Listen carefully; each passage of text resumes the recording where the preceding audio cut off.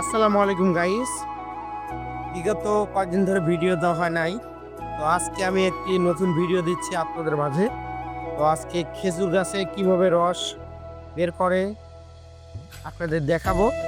আপনারা সম্পূর্ণ ভিডিও দেখবেন এবং ছোট্ট একটি রিকোয়েস্ট, আপনারা যদি আমার ফেসবুক আইডি থেকে দেখেন অবশ্যই ফেসবুক আইডিটি ফলো করে দিবেন। তো চলুন ভিডিওটি শুরু করা যাক।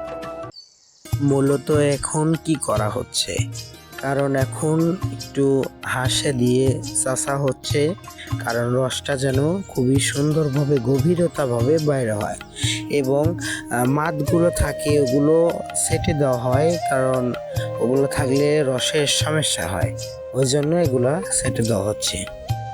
তারপরে একটি কাজ হবে, কারণ এরপরেই এখানে মূলত একটি পাত্র দেওয়া হয়, কারণ এই পাত্রতেই এই রসগুলো জমা হয়ে সকালে ভোর 7টার সময় এগুলো পাড়া হয়। পাড়ার পরেই কি হয়ে গেছে রস পাড়ার সময় মাজাতে কিছুটা হুক বাঁধিয়ে নেওয়া হয়।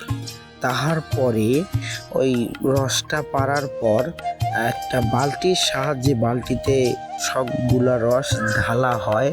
তাহার পরে বইয়ে নিয়ে যায় চুলাতে খড়ি দেওয়ার পর আগুন ধরিয়ে দেওয়ার পরেই এই তাওয়াটি বসানো হয়। তাহার পরেই রসগুলো ঢেলে দেওয়া হয় তাওয়ার উপরে। তাহার পর কিছুটা জাল দেওয়ার মধ্যেই তাক ধরে আসে, কিছুটা একটু হাতের নিয়ে দেখা হয় যে তাক ধরেছে কি ধরে নাই। যদি তাক ধরে যায় তাহার পরেই কিন্তু এই রসটুকু নামিয়ে নেওয়া হবে। তারপরে আমাদের একটু ঠান্ডা করার পরেই আমাদের হয়ে যাবে স্পেশাল গুড়। তো ভিডিওটি যদি ভালো লেগে থাকে আপনাদের অবশ্যই লাইক কমেন্ট শেয়ার করে দিবেন এবং আমার এই ফেসবুক আইডিটি ফলো করে দিবেন, কারণ নতুন নতুন ভিডিও দেখার জন্য। ধন্যবাদ।